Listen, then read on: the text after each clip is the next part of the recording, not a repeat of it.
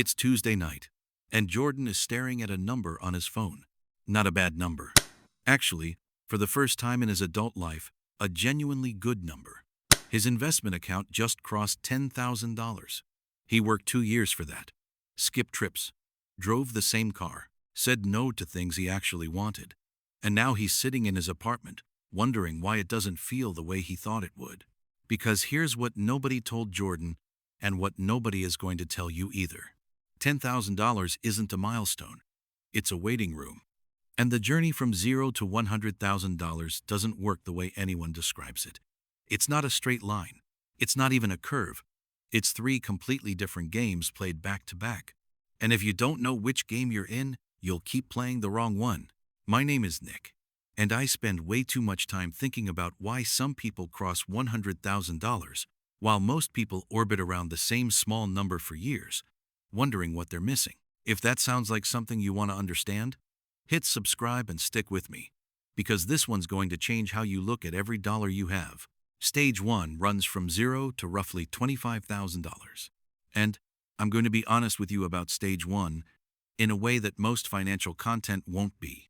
Stage 1 is supposed to feel terrible, not discouraging terrible. Slow, invisible, like you are pouring water into a bucket with a hole in it. Here's why. When you have $2,000 saved and the market returns 10%, you made $200. $200.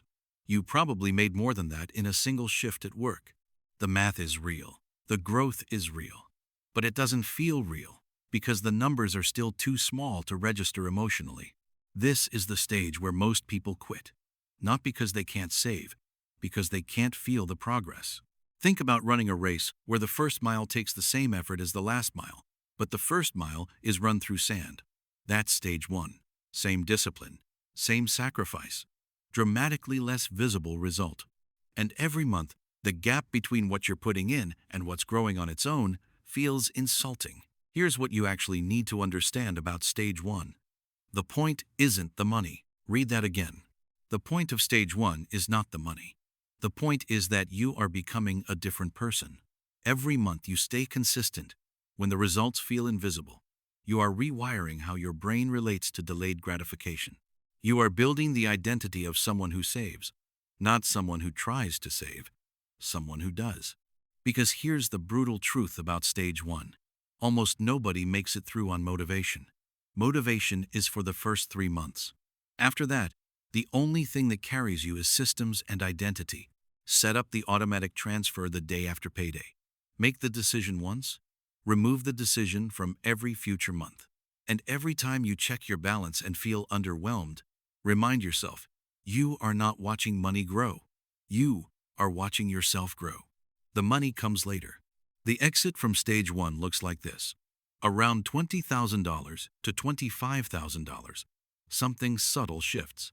Your investment returns start producing numbers that feel like they mean something. A 10% return on $25,000 is $2,500. That's a car payment for 2 years. That's a vacation. That's real money that your money made without you doing anything.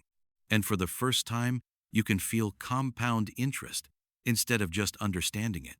That feeling is the entry ticket to Stage 2. Stage 2 runs from roughly $25,000 to $75,000. And I call it the trap because it looks like progress. It feels like progress, but it contains the single most dangerous psychological moment in the entire journey to $100,000. Here's what happens. You exit Stage 1 feeling like a different person. You have savings. Real savings. You've proven you can do this. Your returns are starting to feel meaningful. And for the first time in your adult life, you have options you didn't have before. That last part is the trap.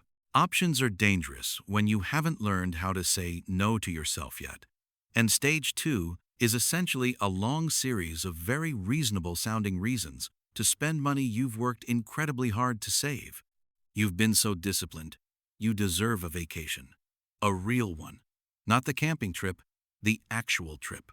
Your car is getting old and embarrassing, and honestly a little unsafe.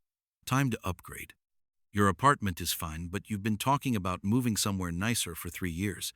You have the savings now. You could use it as a down payment. Every single one of these feels justified.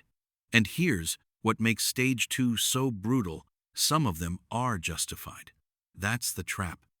It's intelligent-sounding rationalization dressed up as financial maturity. The technical term for what happens to most people in stage 2 is lifestyle inflation. And it doesn't announce itself. It shows up as a series of completely reasonable upgrades that each make perfect sense in isolation but together quietly drain the account you spent 2 years building. I've seen people hit $40,000, feel the shift, upgrade their life to match the feeling, and find themselves back at $18,000 18 months later wondering what went wrong. Nothing went wrong except they spent stage 2 money on stage 1 problems. Here's the rule for stage 2. Your lifestyle upgrades should come from income growth, not from savings. Your raise buys the better apartment. Your savings does not. The savings has one job in stage 2 and one job only: keep compounding. Because here's where the math starts getting genuinely exciting if you don't touch it.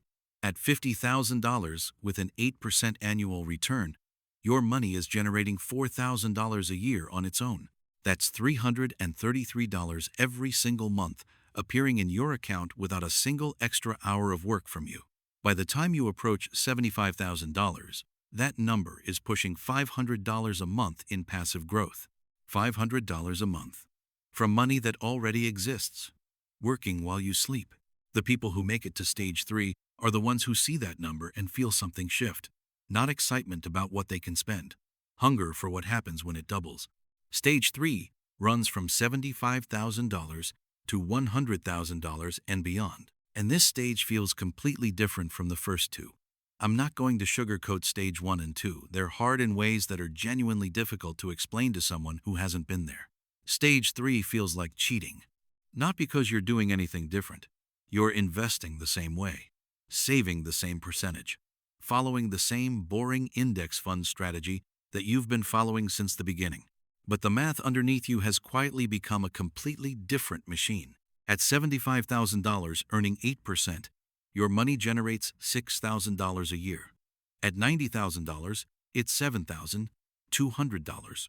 And when you finally cross $100,000, that number Jordan was chasing from his apartment, your portfolio is producing $8,000 a year entirely on its own. $8,000.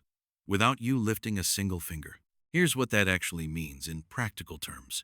Your money is now doing the equivalent of a part-time job. A part-time job that never calls in sick, never asks for a raise, and works 365 days a year, including holidays. But the real shift in stage 3 isn't mathematical. It's psychological. Something happens in your brain when your portfolio crosses into 6 figures. The abstract concept of compound interest that you understood intellectually in stage 1, that you started to feel emotionally in stage 2, becomes viscerally, undeniably real in stage 3. You stop thinking about money in terms of what you can buy with it. You start thinking about it in terms of what it can become. That $100 you might have spent on dinner, you start seeing it as $800 in 20 years. That subscription you forgot to cancel, it's not $15 a month anymore. It's $1,440 in a decade.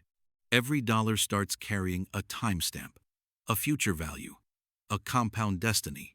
This isn't some theoretical mindset shift. This is your brain finally operating with complete financial information. For the first time, you see money the way genuinely wealthy people have always seen it, not as something to spend or save, but as something to deploy. And here's the thing that will blow your mind about $100,000. It's not the finish line. It's the launch pad. Because the next $100,000, from $100K to $200K, takes roughly half the time of the first. Not because you suddenly start saving more or taking more risk, because you now have $100,000 working alongside you every single month. The boulder crested the hill. Gravity switched sides. Jordan is going to figure this out. Maybe not tonight, staring at his $10,000. But somewhere in stage 2, if he doesn't make the trap mistake, he's going to feel the machine underneath him change gears. And when he hits $100,000, he's not going to feel rich. He's going to feel like it's just getting started. Because it is. The 3 stages from $0 to $100,000. Stage 1, the grind. where the point isn't the money, it's who you're becoming.